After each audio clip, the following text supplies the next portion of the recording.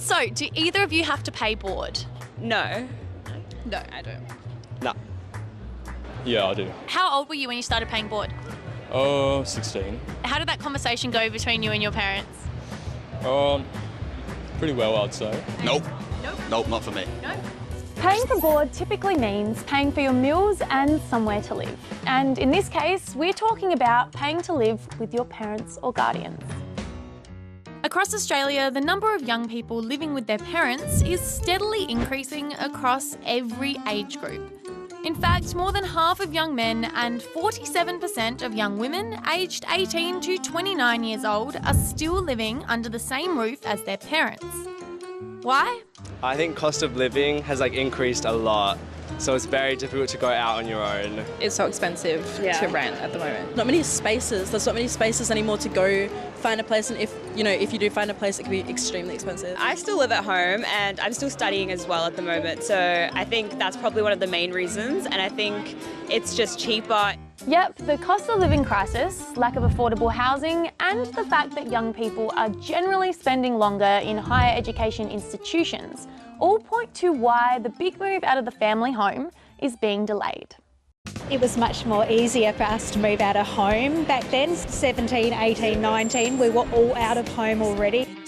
I've got 4 teenage girls at home. I haven't chosen to get them to pay board at the moment. I'm hoping in the current situation they're using all their savings to go towards houses, getting that sort of set up. But young people staying at home for longer comes at a financial cost to their families. And in some cases, parents might want or need their kids to contribute. Some people just don't have a good financial situation, and rent is really expensive at the moment, so if your child is viable and earning money, then it's fair to ask them to chip in a bit. It really depends on the situation, whether the parents are making enough money or if the children actually have a job that can sustain and support them like that. Yeah, I think when they get older and they're working part-time or full-time, they've got to contribute something to that and to the household budget. According to the Taking the Pulse of the Nation survey, around 53% of single-parent households and 22.5% of couple households with children are experiencing financial stress. This means feelings of depression or anxiety when it comes to paying for essential goods and services like bills, rents, and mortgages. Research from the Australian Institute of Family Studies shows 1 in 6 families in Australia are concerned about their family's current financial situation, and 1 in 5 are very worried about their future finances. And a survey from Finder shows 43% of households are stressed about basics like their grocery costs. But for some, asking teenagers to pay board is all about teaching them financial literacy. Teaching young people to have shared responsibility, particularly of some of their own expenses, whether it's board or it might be their mobile phone or entertainment or clothing, is a valuable lesson in having them understand their financial commitments. Financial literacy and capability is about not only the knowledge, it's about the attitudes and the behaviours.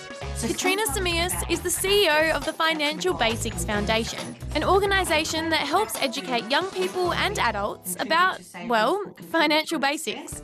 Financial literacy in its simplest form is the ability to understand and manage your money. Being financially literate helps you understand the concepts of budgeting and saving, and more importantly, financial literacy helps you avoid some of the problems you can get into. So it helps you avoid debt, it helps you avoid getting caught up in scams. The research does absolutely show that if you have conversations at home, if they start early and if they happen at home, that young people are more financially literate and they have higher financial literacy scores. Hi, I'm Imogen and I'm 18 years old.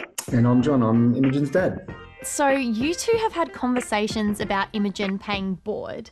Can you tell me what those conversations were like?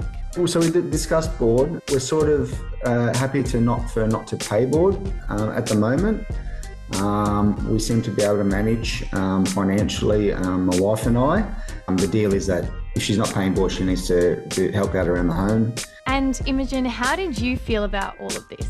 I mean, it's good for me, so I don't have to pay money to stay here at the moment, which is nice because I know a few of my friends are paying like $50 a week. But if she relaxes on the house duties, we might impose that board payment, but we'll see how we go. Yeah, there have been a few times where I maybe have slacked off a bit and like today. Kindly reminded me that if I don't lift my game, then I may have to pay.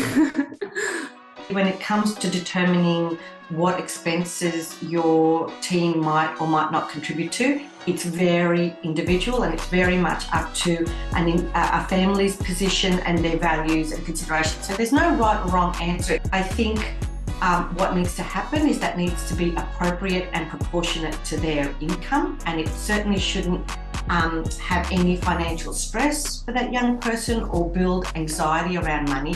I think we'd sit down and, we'd be honest and go, well, to the costs that we pay for things like electricity, water, food, internet, another big one.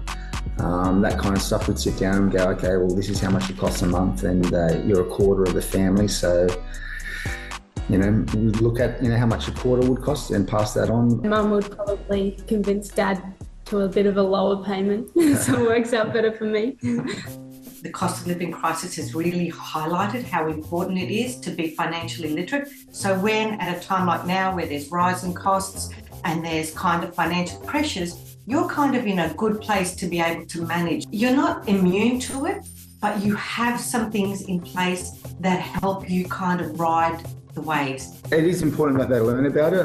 I think that's a bit lacking in schools as well. They don't really teach kids about, finances really, and budgeting and all that. I think it's definitely good to learn a little bit, and while you're at home and supported and around the right people, then that's definitely a good start to being out in the real world. So you'd like to pay board, is that what you're saying? That's not what I'm saying. I don't think it's necessary really. I think sort of parents can sort of help provide with that. Do you think there are any lessons teenagers could get out of it at all? For either of you? Life's unfair. Yeah, I was about to say, yeah, exactly. Life's unfair? Yeah. I mean, to an extent, it can be good. It can be teaching you for the real world. But I'm kind of biased because I don't really want to pay rent to my parents. If they're working full time, I'd expect them to pay board at a certain age, maybe above 21. If my kids are living under my roof, I think it's my responsibility to provide for them. But if I did take board, maybe I'd put in a savings account for them or something. When I went to university, I was working part-time and I had to pay something towards the household costs back then. So whether parents of, this generation of parents think the same way, I'm not sure, but I think it's teaching them to be responsible with money. I think it's a bit bonkers because, you have a lot of responsibility being having to figure out what you got to do for life and stuff. So, and you should be able to save up money for video games and stuff. How would you feel if you had to start paying board?